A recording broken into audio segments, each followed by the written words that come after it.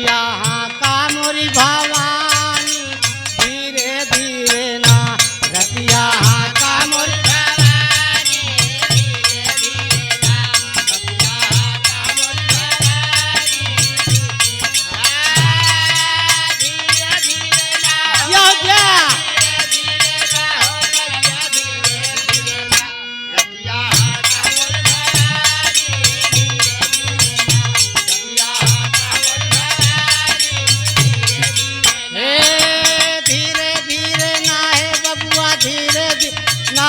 बबुआ धीरे धीरे ना रतिया हाँ का मोरी भवानी धीरे धीरे ना रतिया हाँ का मोरी भवानी धीरे धीरे ना रतिया हाँ का मोरी भवानी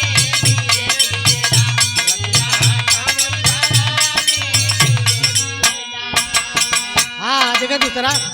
और तो जल्दी चला कदम की मोरा तागा थूक लगा के जोड़ा कि धीरे धीरे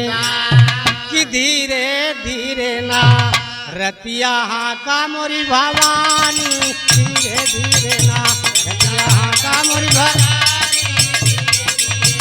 रतिया हाँ का मोरी भवानी या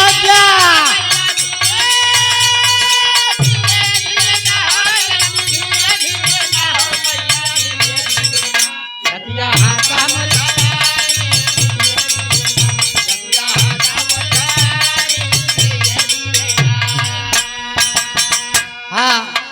आज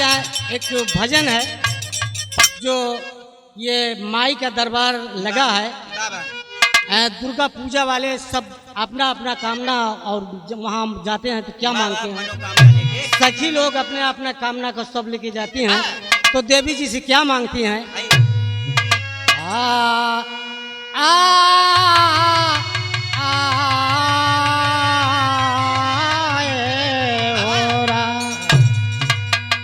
अरे माई दई हो देती ना माई दई हो देती ना। पहले सखी क्या मांगती है, उसके एक को लाल और उसको लड़का नहीं हुए थे तो माई से यही अपना कामना लेके जाती है और यही मांगती है, अरे माई दई हो देती ना माई दई हो देती ना हमारे गोदी में हो ललनावा माई दई हो देती ना हमारे गोदी में हो ललनावा माई दई हो देती ना हमारे गोदी में हो ललनावा माई दई हो देती ना माई दई हो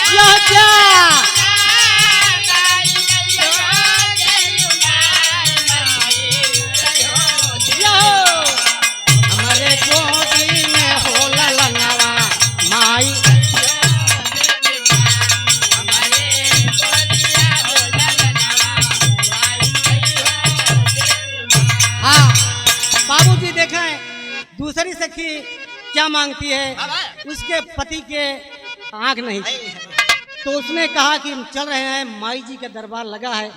माई से अपना प्रार्थना करें कि माई हमारे पति का दोनों नयन नहीं है तो माई क्यों नहीं देगी। अरे माई से चल के दीदी मंग पई मंगनवा माई दई हो देती ना माई दई हो देती ना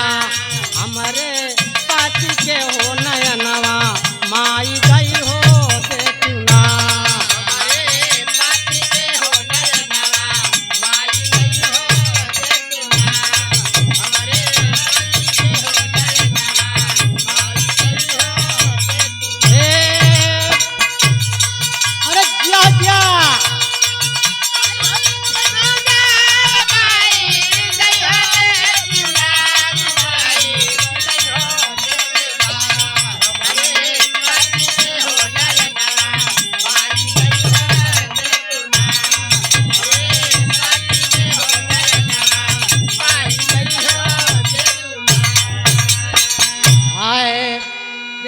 तीसरी सखी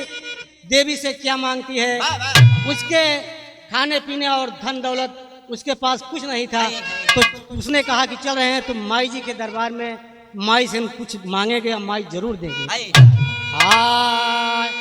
माई दई हो देती ना, माई दई हो देती ना, हमके कोठी महल अटरिया, माई दई हो देती ना।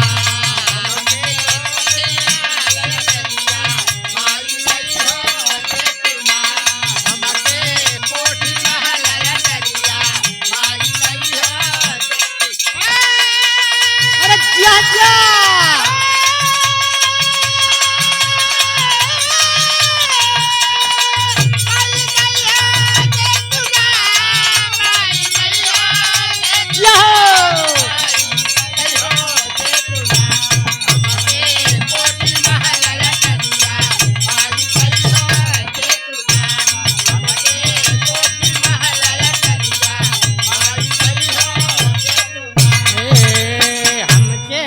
कोठी महल अटरिया, माई दई हो देती ना, हमके कोठी